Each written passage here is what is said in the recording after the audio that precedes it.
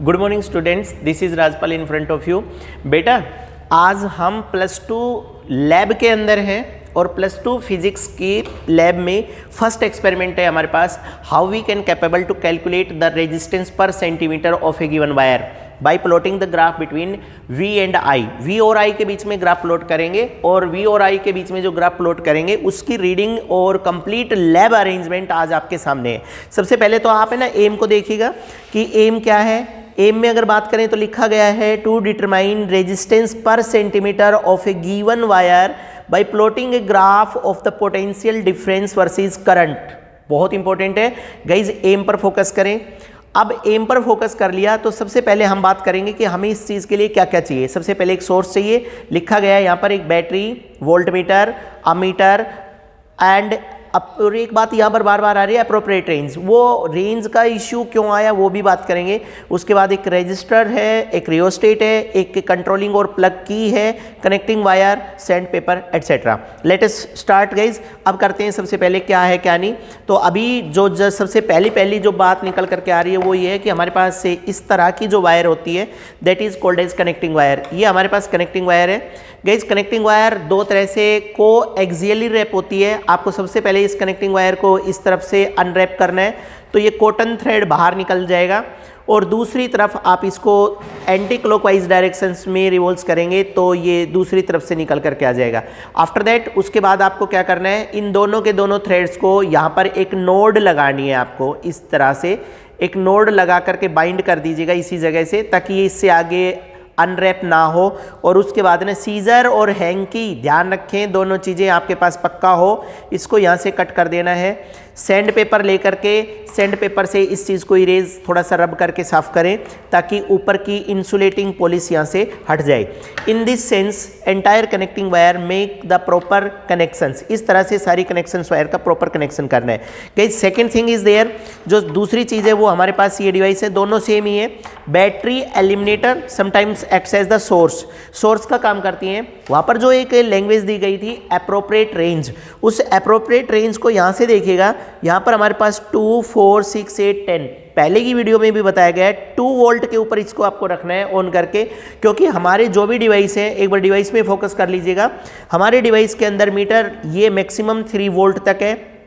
अंदर की रीडिंग को देखिएगा 3 वोल्ट लास्ट है। इसके अंदर भी 3 एम्पियर लास्ट है, 3 एम्पियर है। इट मीन्स 3 एम्पियर से ज़्यादा या 3 वोल्ट से ज़्यादा की वोल्टेज अगर दे दी तो बर्न हो जाएंगे डिवाइस, इसलिए लिखा गया था एप्रोप्रिएट रेंज। अब आपको क्या करना है, सबसे पहले स्विच ऑन करके डिवाइस से पॉजिटिव में पॉजिटिव और नेगेटिव में नेगेटिव टच करके आपको ये चेक करना है कि जो वोल्ट मीटर आप यूज़ कर रहे हैं, जो अमीटर आप यूज़ कर रहे हैं वो काम कर भी रहा है या नहीं। आफ्टर दैट उसके बाद देखिएगा एक बार सर्किट अरेंजमेंट में आपको बैटरी एलिमिनेटर का पॉजिटिव वायर है, बैटरी एलिमिनेटर की पॉजिटिव वायर से कनेक्शन करके आपको क्या करना है, इसको मैं 1 मिनट के लिए अगर हटा दूं यहाँ से तो आप है ना स्ट्रेट फॉरवर्ड वर्किंग देखिएगा एक बार।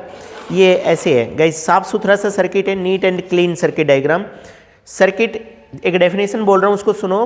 If in a circuit diagram 2 और more than 2 electronic device are connected in series then that is called as coaxial circuit या simply auxiliary circuit। ये auxiliary circuit है हमारे पास। तो auxiliary circuit में क्या किया, बैटरी एलिमिनेटर का पॉजिटिव है, कनेक्टिंग वायर से ये रेजिस्टेंस कॉइल है, हेलिक्स बनाए सोलिनॉइड की तरह से, देख लीजिएगा कैमरा बिल्कुल आपके सामने है। लूप बना हुआ है गाइज, यस लूप बना करके अरेंज करना है, क्योंकि रेजिस्टेंस कॉइल जितनी लंबी खुली हुई आपके सामने होगी तो एयर मॉइस्चर्स और रेजिस्टेंस आपके साथ अफेक्ट और वेरी कर सकते हैं।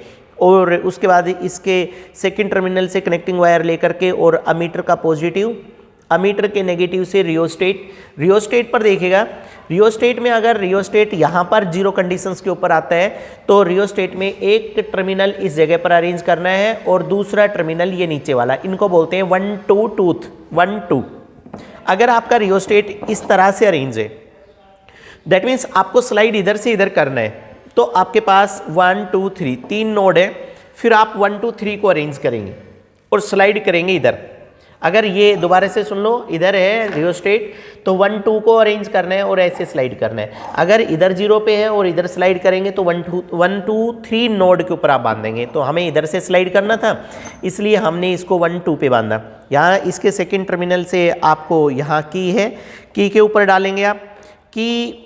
ये देखिएगा बाहर निकलती है की का सेकंड पॉइंट यहाँ बैटरी के साथ। उसके बाद की को पुट कर देंगे तो सर्किट अपनी वर्किंग शो करेगा।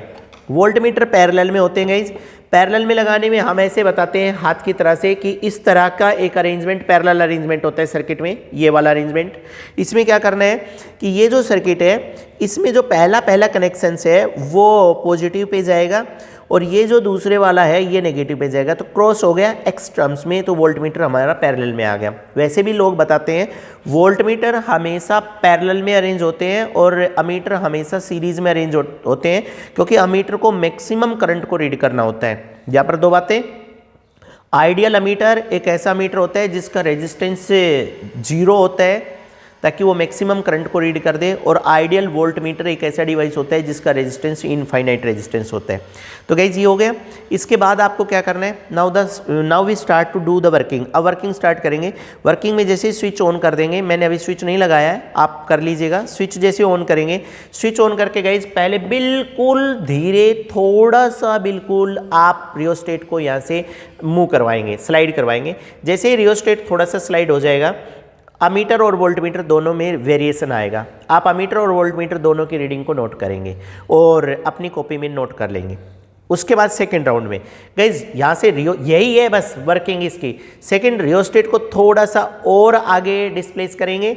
उसके बाद फिर वेरिएशन आएगा वोल्ट मीटर और अमीटर में, सेकंड रीडिंग प्लॉट कर लेंगे।